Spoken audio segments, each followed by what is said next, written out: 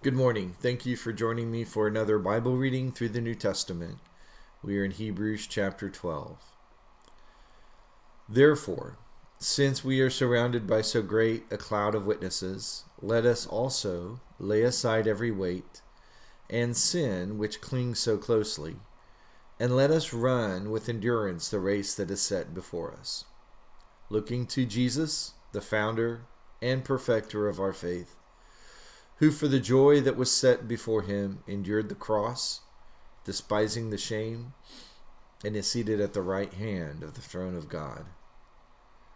Consider him who endured from sinners such hostility against himself, so that you may not grow weary or faint-hearted. In your struggle against sin you have not yet resisted to the point of shedding blood, and have you forgotten the exhortation that addresses you as sons? My son, do not regard lightly the discipline of the Lord, nor be weary when reproved by him. For the Lord disciplines the one he loves, and chastises every son whom he receives. It is for discipline that you have to endure. God is treating you as sons. For what son is there whom his father does not discipline? If you are left without discipline, in which all have participated, then you are illegitimate children and not sons. Besides this, we have had earthly fathers who disciplined us, and we respected them. Shall we not much more be subject to the Father of spirits and live?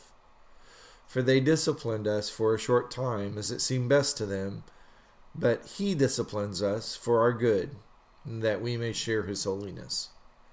For the moment, all discipline seems painful rather than pleasant, but later it yields the peaceful fruit of righteousness to those who have been trained by it.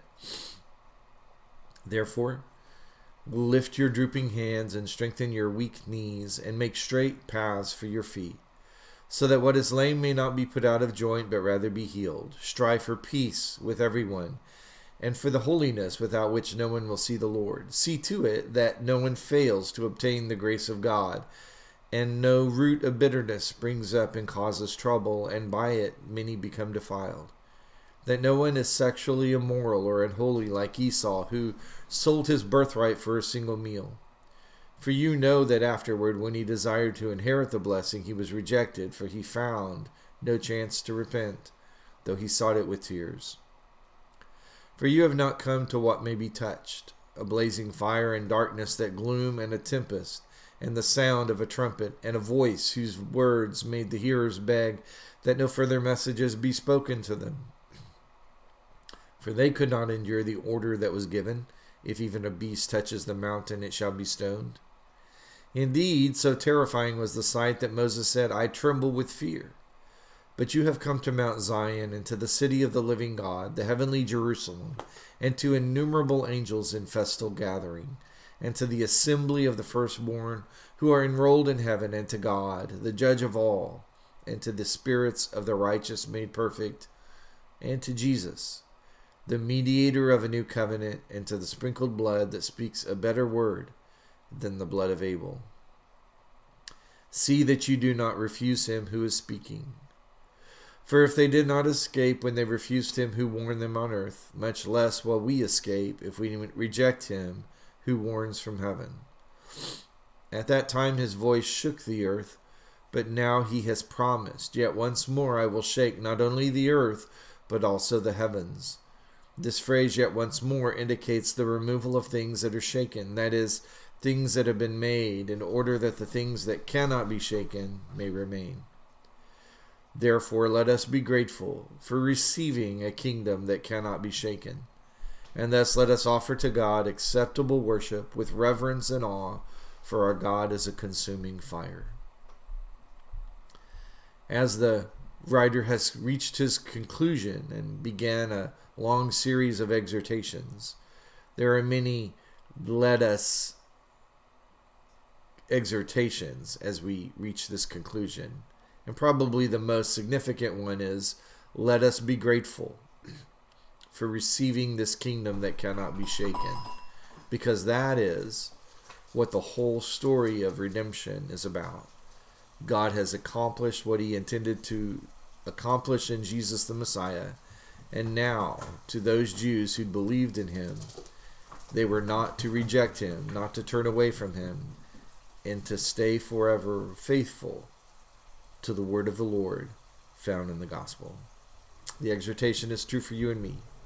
Let us be grateful that we've received this kingdom that cannot be shaken, and let us continue to offer to God worship that he finds acceptable, because that's the only manifestation of genuine faith, aiming to please God in all that we do.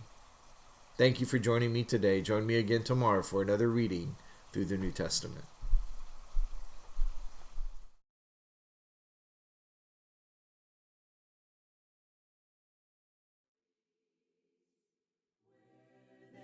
Hatred, let your love increase.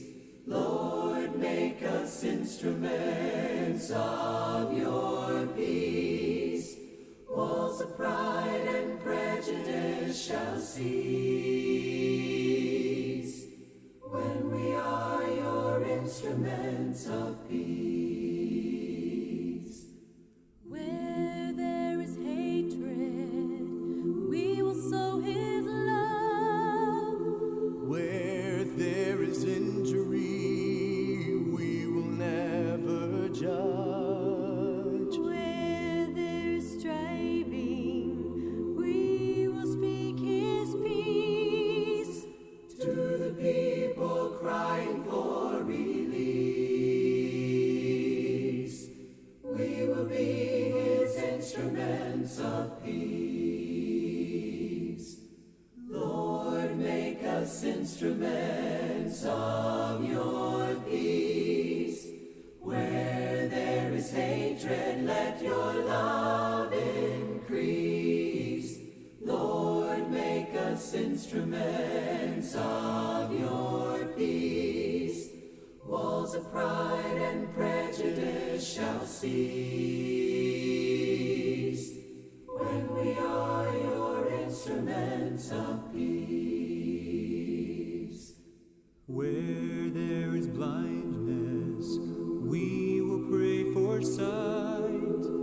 Where there is darkness, we will shine his light.